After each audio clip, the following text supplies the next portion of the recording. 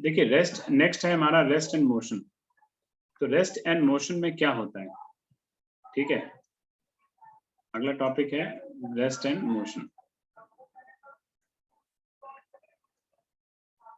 देखिए आपसे कहा गया कि रेस्ट और मोशन एक साथ ही हो सकता है। एक साथ मतलब हम दोनों को डिफाइन कर सकते हैं। तो दोनों को कैसे हम एक साथ डिफाइन कर सकते हैं? जैसे सपोज करिए कि अगर मैं आपसे कहता हूं कि भाई एक पर्सन है जो, ठीक है, यहाँ पे बैठा हुआ है आराम से, ठीक है, और ये बस जा रही है, बस जा रही है इस तरफ, ठीक है। अब बस इस डायरेक्शन में मूव कर रही है, तो इसका जो अपर पार्ट होता है वो पार्ट मोशन में होता है, ठीक है, और जो लोअर पार्ट होता है वो रेस्ट पे होता है। अपर पार्ट कहाँ होता है बेटा? मोशन में होता है। और लोअर पार्ट कहाँ होता है? रेस्ट पे होता है। तो अपर पार्ट तो मोशन में है तो इसलिए मोशन में चलता रहता है, लोअर पार्ट बॉडी का रेस्ट पे होता है। तभी क्या होता है कि अगर सडनली अगर मान लीजिए कि जर्क लगा दिया जाए तो अपर पार्ट का टेंडेंसी आगे की तरफ चलने की हो जाती है। इसीलिए बस में ब्रेक लगाने पर हम हमेशा आगे की तरफ गिर जाते हैं। गिरते हैं कि नहीं गिरते हैं? तो क्यों गिरते हैं? क्योंकि यही रीजन है उसका कि जब हम ब्रेक लगाते हैं ना, तो जैसे ही आप ब्रेक लगाते हैं वैसे ही क्या कहते हैं, एक तरह से, ठीक है, जैसे आपने ब्रेक लगाया तुरंत आप जो है, आपका अपर पार्ट तो मोशन में रहता है लेकिन लोअर पार्ट आपका रेस्ट पे रहता है। तो लोअर पार्ट रेस्ट में रहना चाहेगा, अपर पार्ट मोशन में रहना चाहेगा, तो जिसकी वजह से क्या होता है कि हम आगे की तरफ झुक जाते हैं, जाके गिर जाते हैं, ठीक है। तो ये रीजन होता है। तो इसमें रेस्ट एंड मोशन को दोनों को एक साथ समझा जा सकता है कि अगर मैं आपसे कहता हूँ कि भाई मान लो कि ये अगर ये आपका कोई ट्रेन का डिब्बा है, ठीक है, इसके अंदर एक आदमी यहाँ खड़ा हुआ है ऐसे और दूसरा ये खड़ा हुआ है, समझना। अब अगर ये ट्रेन जो है वो v वेलोसिटी से चल रही है तो ये दोनों v वेलोसिटी से चल रहे होंगे, नहीं चल रहे होंगे बेटा? बोलो, हैं? दोनों ही चल रहे होंगे। लेकिन अगर बाहर से कोई ऑब्जर्वर ऑब्जर्व कर रहा है इसे, तो उसे क्या लगेगा? उसे ये लगेगा कि ये जो है ये वाला v वेलोसिटी से चल रहा है और ये भी v वेलोसिटी से चल रहा है। यानी इस ऑब्जर्वर के रिस्पेक्ट में अगर इसको मैं 1 दे दूं कि ऑब्जर्वर 1 के रिस्पेक्ट में, ठीक है, ये जो है ऑब्जेक्ट 1 जो है ये आपकी मूव कर रही है यानी मोशन में है,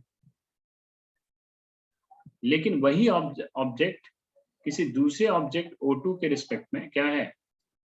रेस्ट पर है, क्योंकि दोनों ही क्या है? दोनों ही सेम वेलोसिटी चल रहा है। तो रेस्ट एंड मोशन एक साथ डिफाइन किए जा सकते हैं, ठीक है ना। रेस्ट एंड मोशन क्या होते हैं बेटा? दोनों को हम एक साथ डिफाइन कर सकते हैं, ठीक है। तो इसको बोलते हैं रेस्ट एंड मोशन, ठीक है, रेस्ट एंड मोशन। तो लिखना चाहें तो आप लिख लीजिए कि motion is a combined property, just write down, लिख लो, motion is a combined property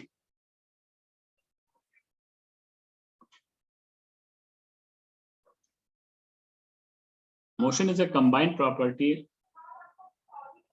of the object and the observer.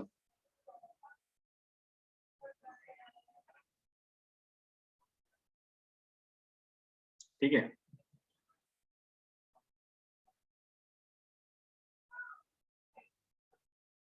there is no meaning of rest or motion, there is no meaning of rest or motion without the observer.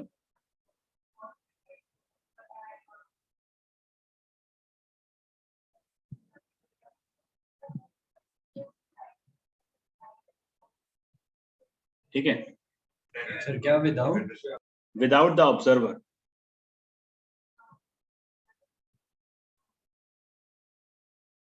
Nothing is in absolute rest or in absolute motion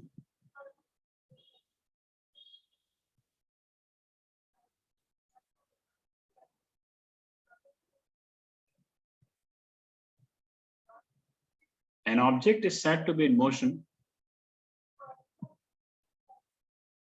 with respect to observer. Sir, can you please read the last line? An object is said to be in motion with respect to observer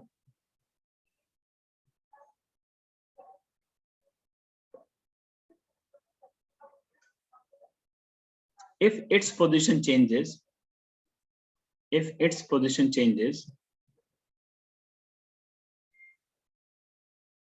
with respect to that observer,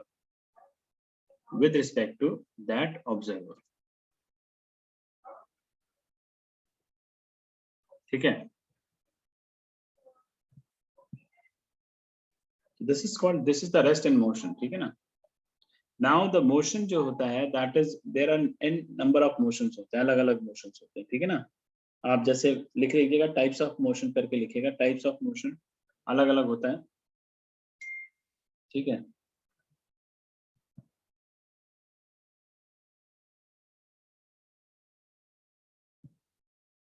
लिखिएगा. First है जैसे rectilinear motion, ठीक है. Relative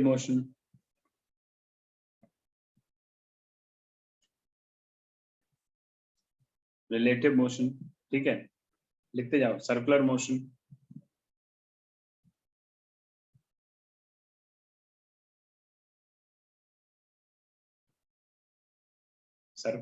rotational motion,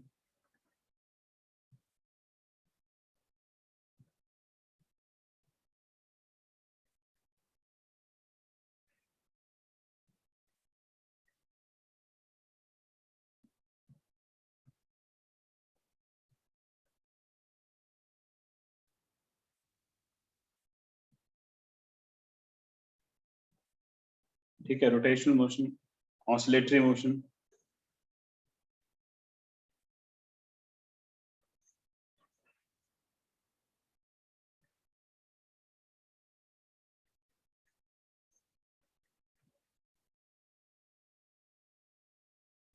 motion, ठीक है ना. And projectile motion.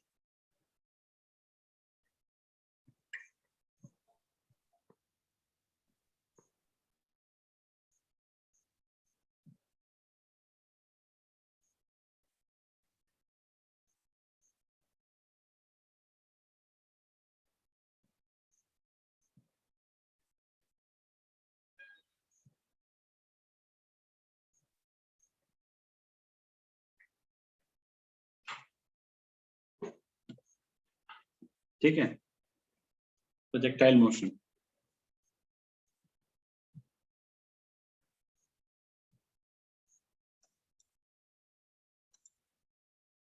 अब इसके बाद लिखिए, इसमें आता है जैसे मोशन अलग अलग होते हैं, जैसे मैंने आपको बताया प्रोजेक्टाइल मोशन, आपको बताया सर्कुलर मोशन, आपको बताया रेक्टिलिनियर मोशन, आपको बताया वाइब्रेटिंग, ठीक है ना.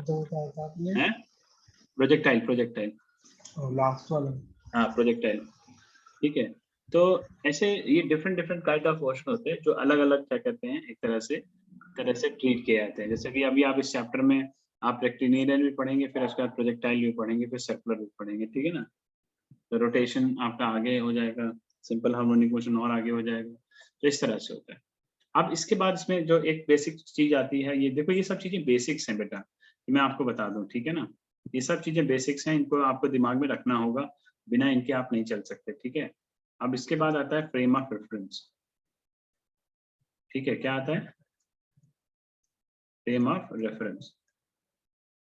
तो फ्रेम ऑफ रेफरेंस जो होता है,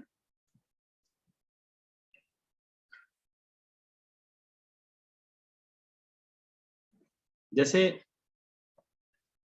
अगर मान लीजिए आपके पास में ये है, मैं ऐसे देखो, यहाँ थोड़ा इधर बना देता हूँ.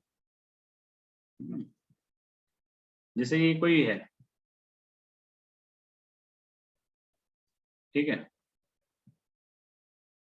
अब यहाँ पर कोई एक ऑब्जेक्ट है, पी पॉइंट है, मान लो यहाँ पर ये पी पॉइंट है. अब ये तुम्हारा एक एक्स वाई एक फ्रेम है, ठीक है, जिसमें एक पॉइंट पी है, मतलब उसी पे फिक्स्ड है एक तरफ से एक्स वाई, प्लेन पे। अब क्या होता है, और ये मान लीजिए इसकी पोजीशन S1 है, ये S1 रेफरेंस फ्रेम। अब दूसरा एक रेफरेंस फ्रेम मैं यही बना रहा हूं, ठीक है, और ये S2 है। तो अब इस पॉइंट को अगर आप देखते हैं, ठीक है, इस पॉइंट को अगर आप देखते हैं तो ये पॉइंट आपको इस फ्रेम ऑफ रेफरेंस से यहाँ पे दिखाई देता है, लेकिन जो दूसरा रेफरेंस फ्रेम है उससे जो देखते हैं तो वो यहाँ दिखाई देता है, ठीक है। तो दूसरे से देखेंगे कहाँ दिखाई दे रहा है बेटा, इस तरफ दिखाई दे रहा है। तो ये तो अब ये जो रेफरेंस फ्रेम है, अगर मैंने आपसे कहा कि सपोज ये reference frame moving reference frame है, मूविंग फ्रेम है, अब ये अगर v वेलोसिटी से चलना स्टार्ट करते हैं तो इसके हर एक, ये पॉइंट भी क्या होगा, ये भी v वेलोसिटी से चलना स्टार्ट कर देगा, ठीक है, ये भी क्या होगा, v वेलोसिटी से चलना स्टार्ट कर देगा। मान लीजिए किसी टाइम के बाद वो यहाँ पहुंचता है, तो बेटा ये फ्रेम भी तो मूव करेगा, क्यों बेटा नहीं है, बताओ। अच्छा बोलना है नहीं तुम लोगों ने।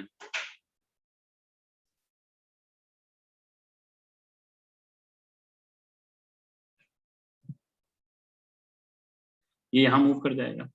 तो अब ये S1 जो है वो उठ के यहाँ से यहाँ आ जाएगा, लेकिन S2 तो अपनी जगह ही पे रहा, S2 तो नहीं हिला, ठीक है, S2 अपनी जगह पे रहा। तो इस केस में S2 के रिस्पेक्ट में जो पोजीशन है वो बदल रही है, लेकिन S1 के रिस्पेक्ट में पोजीशन कभी भी नहीं बदल रही है, ये ध्यान रखना, क्योंकि S1 के रिस्पेक्ट में वो हमेशा वहीं रहेगा जहां पे रहना फिक्स है, उसके रिस्पेक्ट में वो ये पॉइंट जो है ना वो रेस्ट पे दिखाई देगा विद रिस्पेक्ट टू S1। जबकि S2 के रिस्पेक्ट में क्या होगा कि वो आपका मूव करेगा ऐसे, ठीक है। और दूसरा है आपका ये,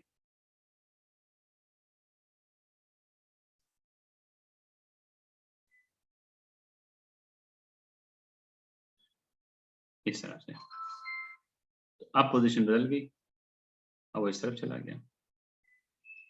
तो यहाँ पे एक चीज नोटिस करने वाली है कि जो भी इसकी पोजीशन बदल रही है, ठीक है, चाहे वो पहले S1 के रिस्पेक्ट में ये था, लेकिन इसके रिस्पेक्ट में क्या था, ये हमेशा मोशन में दिखा। क्योंकि अगर ये VT टाइम के बाद देखते हैं तो ये VT टाइम के बाद इसको यहाँ दिख रहा है, डिस्टेंस ट्रेवल करने के बाद।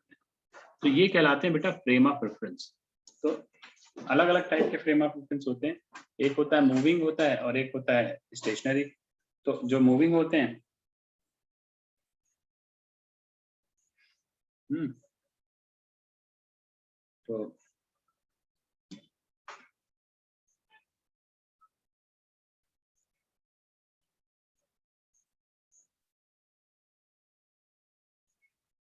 तो एक मूविंग हो गया और एक होता है एक तरह से एक स्टेशनरी होता है। तो स्टेशनरी हम हमेशा ग्राउंड पे मानते हैं, स्टेशनरी जब भी देखेंगे तो हमेशा ग्राउंड से ऑब्जर्व करेंगे। तो ये ग्राउंड का रेफरेंस फ्रेम होता है वो हमेशा स्टेशनरी होता है, बाकी ये मोशन में है ये वाला, ठीक है। तो क्या होता है फ्रेम ऑफ रेफरेंस, प्लीज पहले वो लिख लीजिए, ठीक है ना, पहले इसको लिख लीजिएगा, लिखेगा a frame of reference consist of, a frame of reference consist of, ये डायग्राम बना लेना बेटा भी, a frame of reference consist of an abstract coordinate system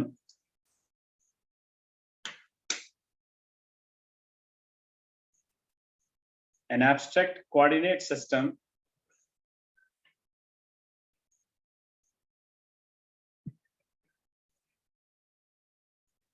and the set of physical reference points sir क्या consist of an abstract coordinate system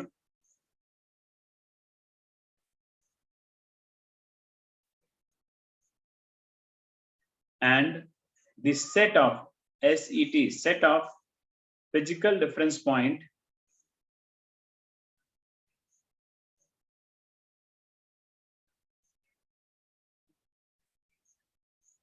sir क्या physical physical reference points okay sir that unique लिखते हैं ना, uniquely fix the coordinate system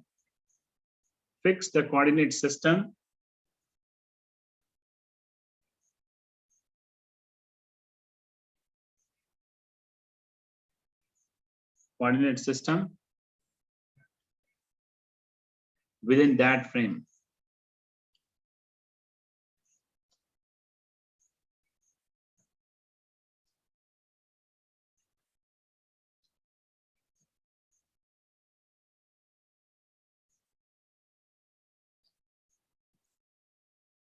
ठीक है, देखो it is of two types. Just write down, लिखिएगा it is of two types.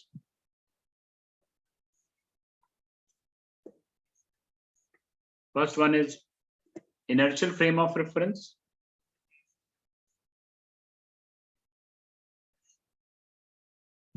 Inertial.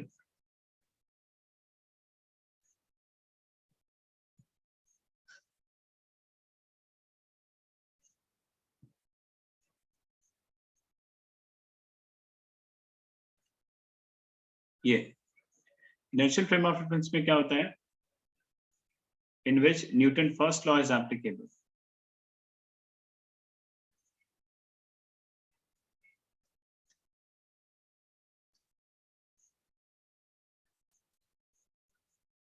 Is applicable. Second होता है non inertial.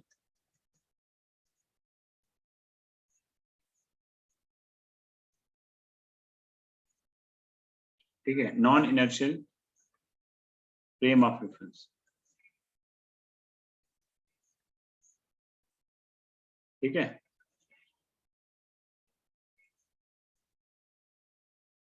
तो इसमें क्या होता है? ये होता है एक्सेलरेटेड. इसको बोलते हैं accelerated frame of reference. Accelerated frame of reference.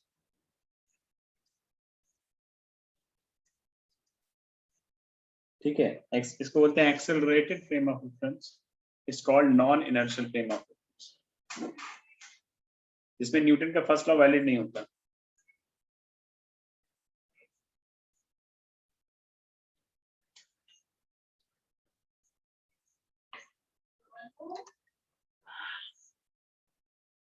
ठीक है, न्यूटन का फर्स्ट लॉ जो है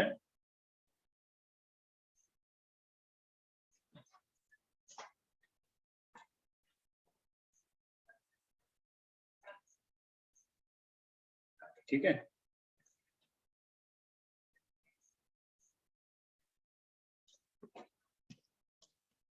बना लीजिए डायग्राम, बनाइए जल्दी से. ये डायग्राम बना लीजिए जल्दी से.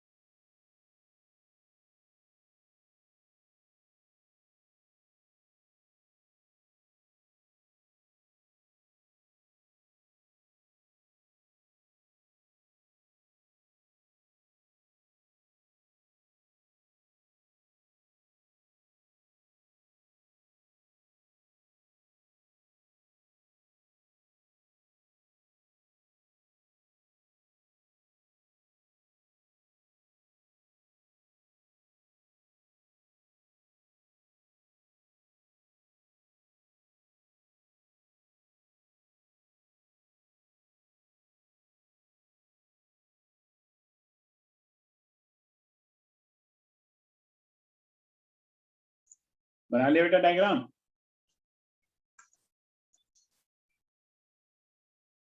नहीं सर, एक सेकंड। बराबर।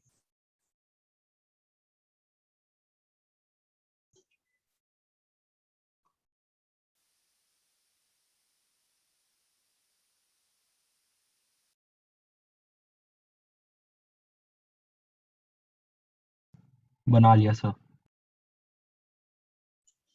चलो अब लिखो। सर मैंने नहीं बनाया सर, एक सेकंड।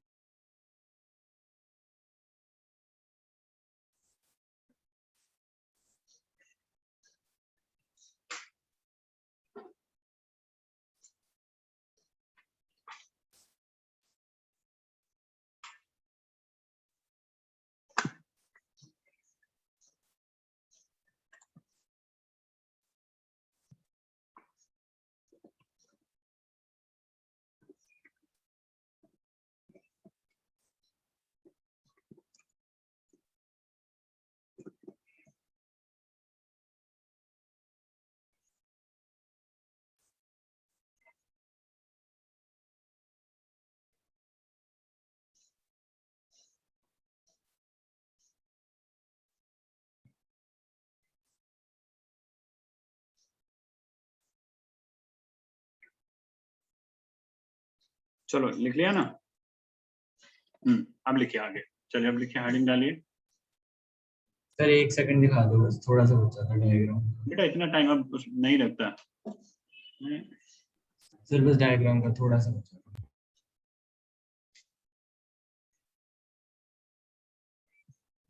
हो गया सर, थैंक यू। देखो लिखिए आगे, distance and displacement. Distance and displacement.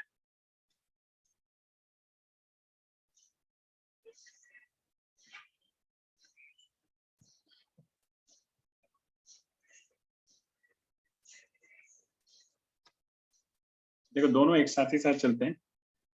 Distance and displacement, मान लीजिए कोई एक कर्विलिनियर पाथ है आपके पास में, ए से स्टार्ट कर रहा है और ये इस तरह से होते हुए ऐसे होते हुए ऐसे जा रहा है। यहाँ पर आगे ए से स्टार्ट कर रहा है, बी पे जाता है, बी से चलता है सी पे आता है, सी से आके डी पे आता है, डी से ई पे आता है, and then finally reach at F. तो इसमें डिस्टेंस क्या होगा? डिस्टेंस होता है कि भाई t इक्वल टू 0 से स्टार्ट किया, t इक्वल टू t पर यहाँ पहुंचा। तो डिस्टेंस जो होता है, दिस इज कॉल्ड एक्चुअल। जो डिस्टेंस होगी, डिस्टेंस को हम लोग लिखते हैं बेटा पाथ लेंथ। क्या बोलते हैं इसको? पाथ लेंथ और एक्चुअल पाथ। ठीक है।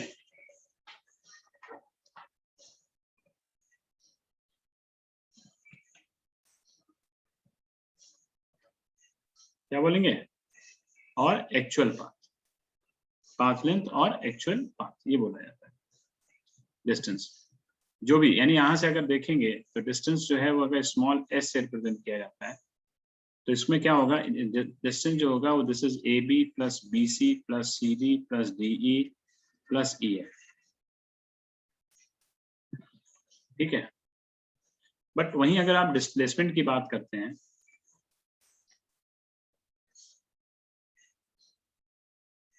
तो this is displacement is the shortest path. Displacement क्या होगा इसमें? ये शॉर्टेस्ट पाथ।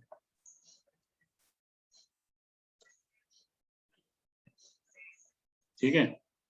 तो डिस्प्लेसमेंट होता है शॉर्टेस्ट पाथ। ठीक है, ये कहलाता है।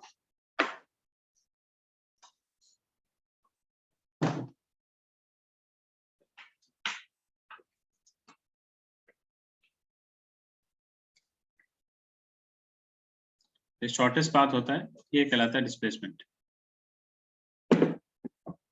ठीक है। तो यहां से आप जो है A F, this is called displacement. तो अब डिस्टेंस और डिस्प्लेसमेंट में क्या फर्क होता है, वो एक लाइन में बस समझ लो। मैं टेबल बना के बता दे रहा हूँ, अलग अलग जरूरत क्या है करने की।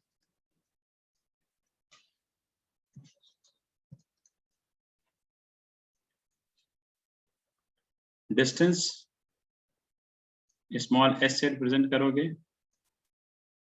यूनिट इसका मीटर होता है, डायमेंशन फॉर्मूला एल होता है, ये स्केलर क्वांटिटी होती है।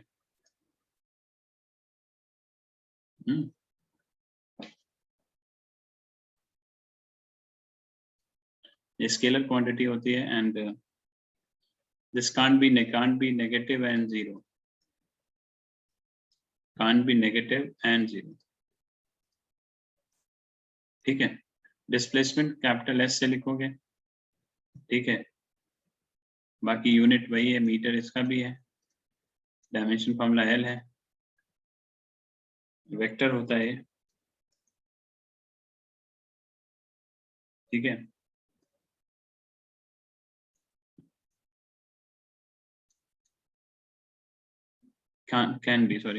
can be positive, negative and zero, ठीक है ना, सब होता है, ठीक है। और ये स्टेट फंक्शन होता है, डिस्प्लेसमेंट जो होता है वो स्टेट फंक्शन होता है, इसलिए इनिशियल और फाइनल पे डिपेंड करता है ये, ठीक है। तीसरा इसके बाद सबसे इम्पोर्टेंट है, स्टेट फंक्शन तो है ये भी है, इसके बाद आपका ये आता है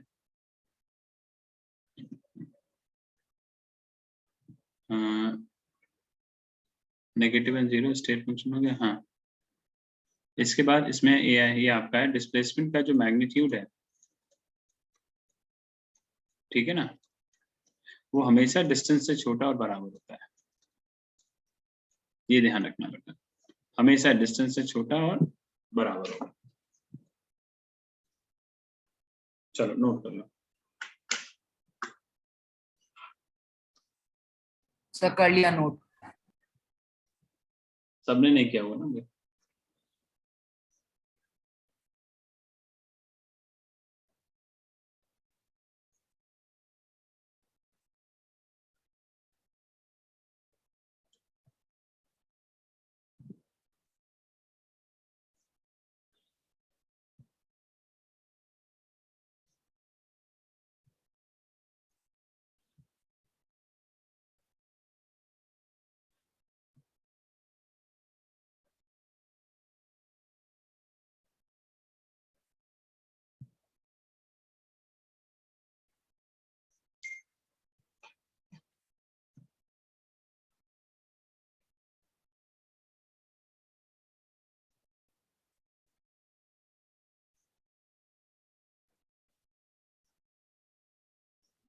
सर डन।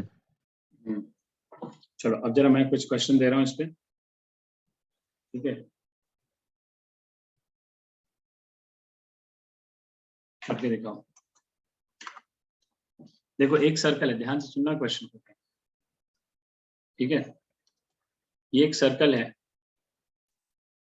ठीक है। डिस्टेंस का मतलब क्या होता है, एक्चुअल पाथ।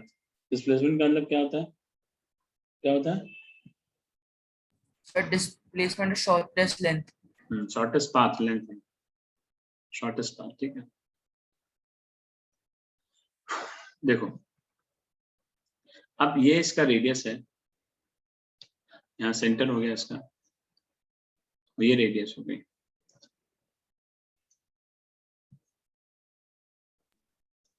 अब एक पार्टिकल मान लो यहां से स्टार्ट करता है, ये पॉइंट P है, T इक्वल टू 0 से, ठीक है। पहले वो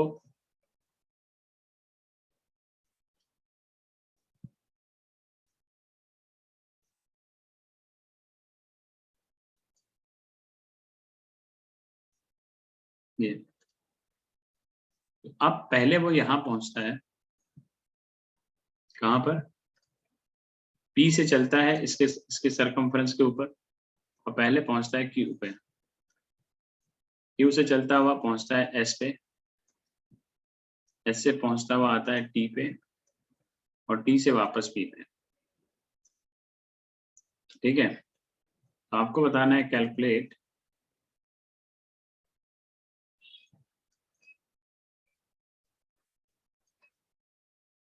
डिस्टेंस एंड डिस्प्लेसमेंट दोनों, from P to Q, P to R, P to S, P to T and P to P.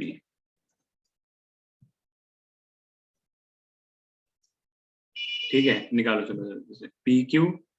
PQ distance और डिस्प्लेसमेंट निकालना है, PS निकालना है ये रहा, और PT निकालना सर रेडियस की वैल्यू क्या है?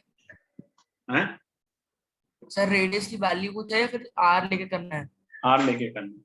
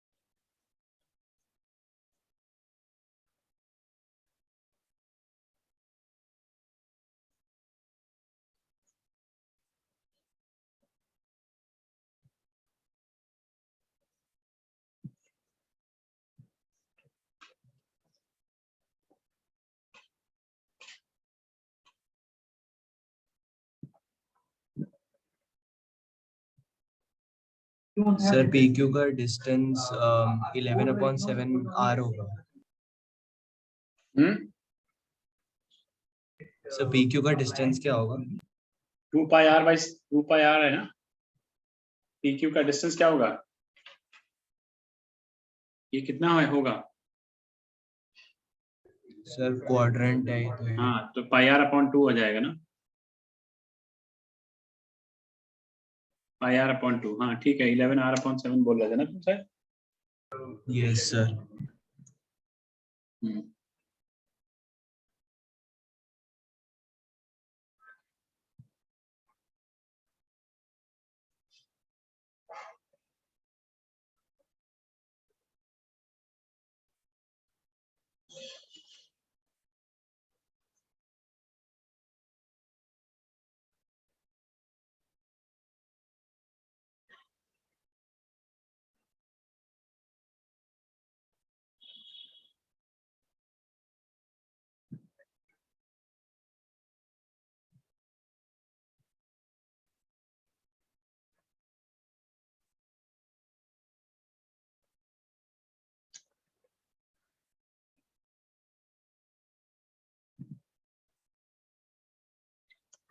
तो ये PQ का हो गया, तुम्हारा डिस्टेंस हो गया। डिस्प्लेसमेंट कितना हुआ बेटा?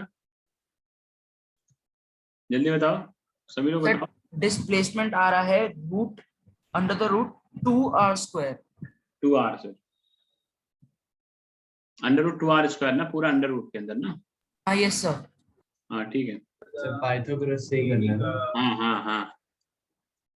डिस्टेंस πr/2 हो गई, डिस्प्लेसमेंट हो गया। देखो ना, डिस्प्लेसमेंट क्या होगा? शॉर्टेस्ट पाथ नहीं होगा, देखो है। तो शॉर्टेस्ट पाथ ये हुआ कि नहीं हुआ? हाँ यस।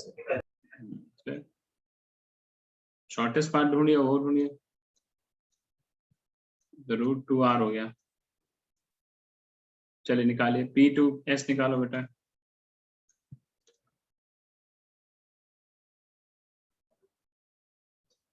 सर 2r हैं? P2S का डिस्टेंस है हमारा 22/7r और डिस्प्लेसमेंट है 2r। Sir distance displacement same नहीं होंगे? डिस्टेंस एंड सर डिस्टेंस और PS में डिस्टेंस और डिस्प्लेसमेंट सेम नहीं होंगे? नहीं, डिस्टेंस होता है एक्चुअल पाथ। यही तो समझ में नहीं आ रहा तुम लोगों को, 9th क्लास से पढ़ते आ रहे हो।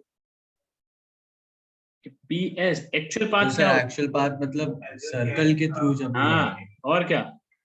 अच्छा ओके। डिस्टेंस है 22/7 r और डिस्प्लेसमेंट है 2r। हाँ, डिस्टेंस हो जाएगा पाई आर। हाँ सर 22/7 सर वही r 22/7। 2 r। हाँ। यस सर, हाँ सही कह रहे हो सर। पीटी भी पी ये क्यू की तरह होगा। और डिस्टेंस कितना होगा पीटी तक? सब पीटी का डिस्टेंस है सेम ही होगा सर। 33/7 r। अच्छा और सर उसका डिस्प्लेसमेंट है -√2 माइनस नहीं r होता, स्क्वायर। मैग्नीट्यूड निकालते हैं बेटा, माइनस नहीं निकालते, वो तो मैग्नीट्यूड तो पॉजिटिव ही होता है। सर अगर मैग्नीट्यूड है तो फिर ये √2 r² है, हाँ, शॉर्टेस्ट डिस्टेंस। √2r हो जाएगा।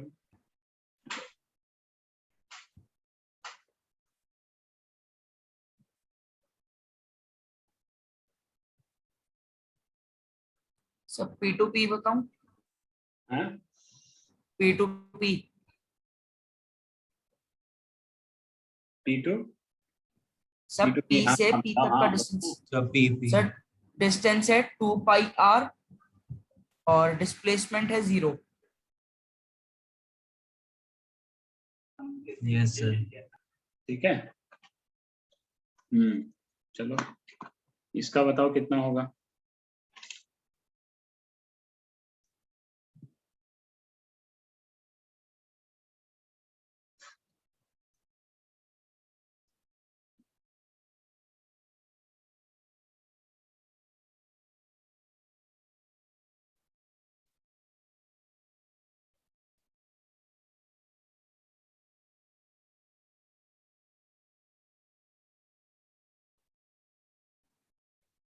पेज में इतनी जगह नहीं है जितने बड़े फिगर बन गया ये।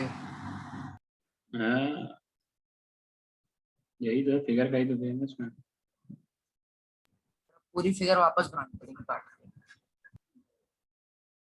छोटा छोटा छोटा बनाना। ये ए सर ये हमें मतलब लिखना है, मतलब उसमें कर रहा था सर। करना है भैया तुम्हें। मैं ऐसे चित्र ड्राइंग थोड़ी बना रहा हूँ, कि पेंटिंग क्लास बना सिखा रहा हूँ तुम्हें। इसमें बताना है calculate the distance and displacement. Sir कहाँ से कहाँ तक? अरे लास्ट तक है पूरा, स्टार्ट से जहाँ से शुरू किया वहां पे। सबकी वैल्यू a ही है ना? हाँ,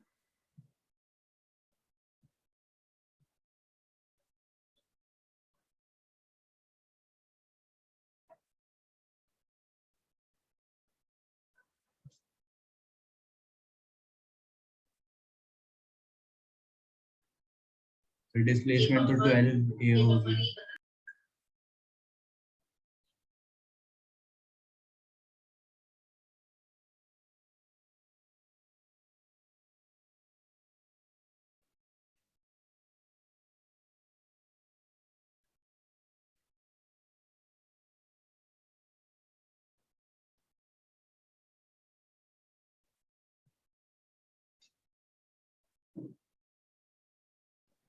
सर डिस्प्लेसमेंट और डिस्टेंस बताऊं? हाँ हाँ, वही तो बताना, और क्या पूछ रहा हूँ। सर डिस्प्लेसमेंट है मेरा 11a और डिस्टेंस है 12 मेरा ही होगी 13a प्लस पाई a। और लोग बताओ। सर। डिस्प्लेसमेंट तो 12 ही है सर। वो सर्कल सेमी सर्कल में 2 आएंगे ना? हाँ है, सेमी सर्कल तो एक ही है ना। हाँ, कितना आ रहा है डिस्प्लेसमेंट, कितना आ रहा है भाई? Sir 11a। बाकी का सर कितना आ रहा है? डिस्प्लेसमेंट 12 है। बाकी लोग नहीं बोलते क्या?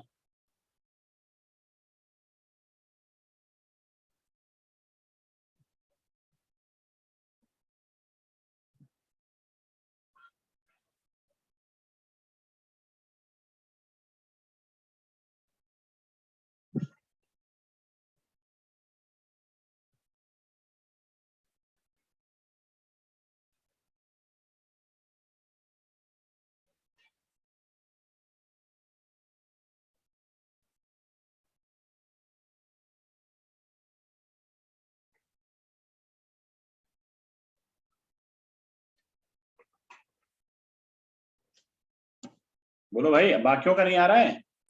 सर 12A हैं? 12A क्या?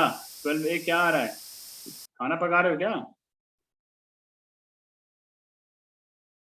Sir displacement displacement 12A। अच्छा, डिस्टेंस? सर डिस्टेंस रिकॉर्ड और भाई और बताओ, और क्या नाम है, आर्यन तुम्हारा कितना आ रहा है? सर 1 मिनट निकाल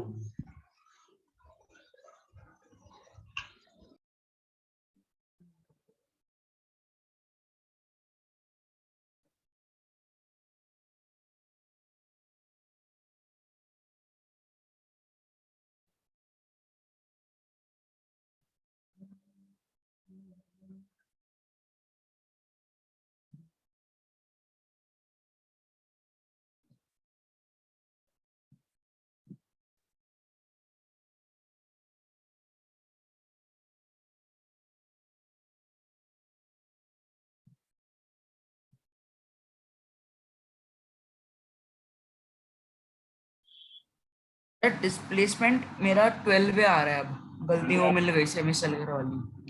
अच्छा, मतलब समय समय पे बढ़ता जा रहा है डिस्प्लेसमेंट? नहीं सर, मेरा नहीं सर, पहले मेरे कम हिसाब से था। 12 आएगा। सर मैंने एक गलती कर दी थी, वो जो डायमीटर है वो रेडियस का ट्वाइस है, और मैंने खाली एक ए लेके आगे बढ़ गया और आधा वो एरिया छोड़ दिया। तो दिवा तुम्हारा कितना आ रहा है? ए। सर मुझे कुछ समझ में नहीं आ रहा क्या करना है। क्यों? सिंपल सा ऐड करना है, देख, ए प्लस ए प्लस ए प्लस 2A प्लस ए प्लस ए प्लस ए, फिर ये प्लस ए, फिर ए, फिर ए और फिर ए। तो सर डिस्प्लेसमेंट क्या टोटल आ गया? 12 आ गया। टोटल कितना? 1 2 3 5 6 7 8 9 10 11 एंड 12। और डिस्टेंस में क्या होगा? 1 2 सर 3 13A 4 प्लस 5 5A 5 6 7 8 9 10 11 12 13 14 15 16। है। सर 16 + 5 होगा ना? 16A plus 5A। समझे? एक्चुअल पाथ 1 2 3 4, हिंदी में बोल देता हूँ, 1 2 3 4 5 6 7 8 9 10 11 12 13 14 15 16। सर आपने उसको सेमी सर्कल को ऐसे 6 क्यों गिन लिया? उसमें हम सेमी कहाँ सर्कल का 6 वो गिना नहीं है? लगाएंगे पेरीमीटर? तो पाई अलग से लिखा है, देखो 1 2 3 4 5 6 7 8 9 10 11 12 13 14 15 और 16 हो गए, नहीं हो गए? गिनती यस भूल सर, गए? 16 तो हो गया। फिर ठीक है, 16 प्लस 5 है। सर πa/2 नहीं होगा? सेमी सर्कल का सर्कमफरेंस कितना होता है? 5A। अच्छा हाँ, sorry sir, my bad sir. ठीक है, चलो देखो, अब लिख लो थोड़ा सा स्पीड एंड वेलोसिटी।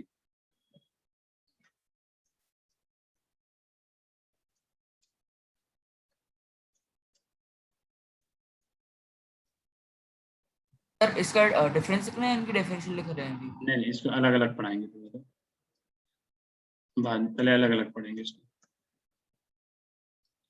स्पीड जो होता है, speed actually distance upon time. Speed जो डिफाइन करते हैं, this is distance upon time या पाथ लेंथ अपॉन टाइम। क्या होता है? टोटल यानी कि पाथ लेंथ जो भी होगी डिवाइडेड बाय टाइम। ठीक है,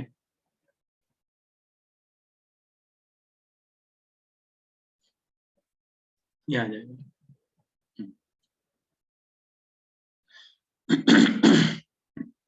तो पाथ लेंथ अपॉन टाइम, ये स्पीड आती है। मीटर पर सेकेंड स्केलर होती है बेटा स्पीड भी, इसलिए इसका एडिशन भी कैसा होता है बेटा, एल्जेब्रिक होता है, v1 plus v2 plus v3, इस तरह से आराम से जोड़ देते हैं। Speed can't be negative and zero.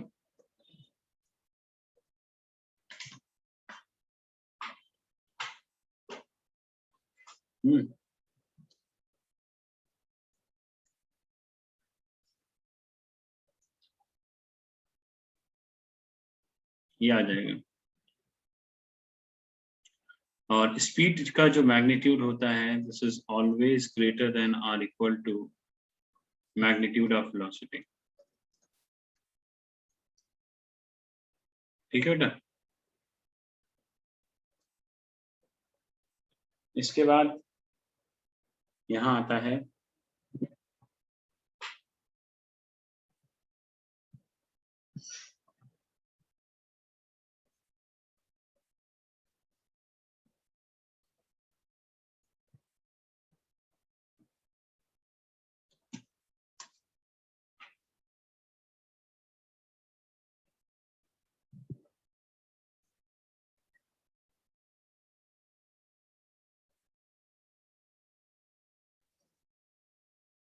देखो, इसके बाद इसमें आता है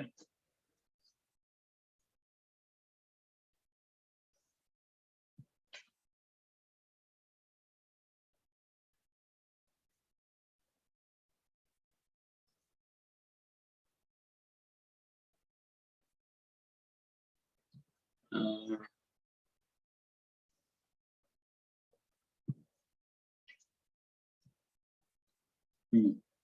पहला लिखो यूनिफॉर्म स्पीड, लिखते जाओ बेटा थोड़ा साथ साथ। ठीक है, यूनिफॉर्म स्पीड। यूनिफॉर्म स्पीड क्या होती है बेटा, कि जैसा आपने घर से स्कूटर निकाला, अब एक्टिवा निकाला, मतलब स्कूटर नहीं बोलेंगे, एक्टिवा निकाली आपने, और हर टाइम पे इक्वल डिस्टेंस कवर करते जा रहे हैं।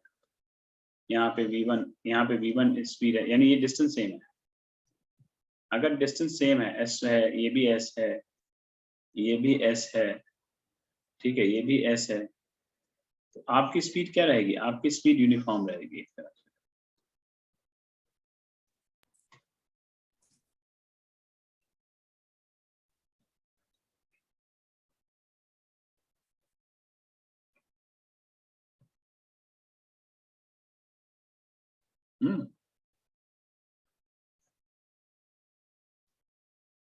ये तो यूनिफॉर्म स्पीड है, तो इसमें मतलब equal distance in equal interval of time.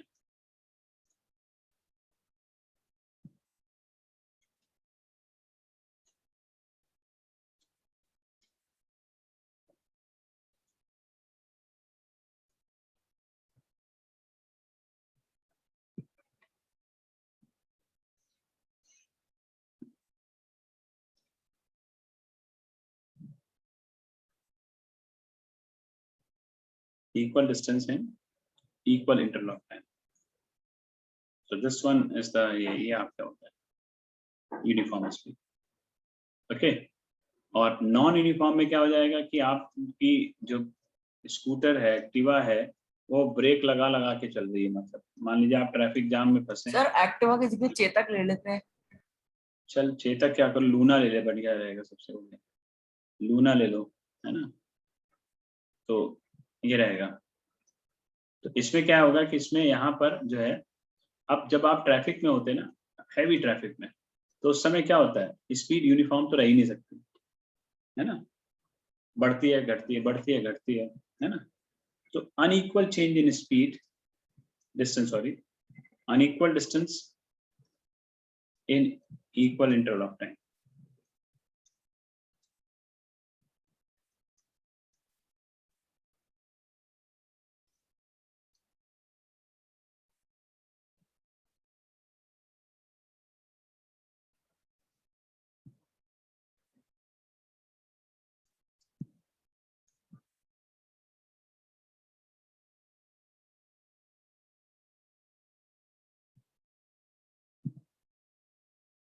unequal distance in equal interval of time.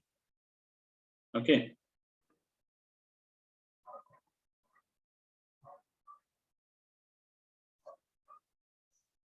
Right.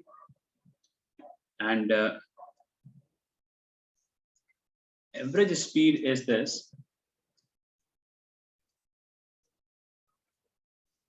Average speed होती है total distance upon total time. ये ध्यान रखना बेटा. मतलब जैसे ये पाथ है ना, तो सबको जोड़ दो, सबको. Total distance upon total time, ये होता है. ठीक है, नोट करो जल्दी से.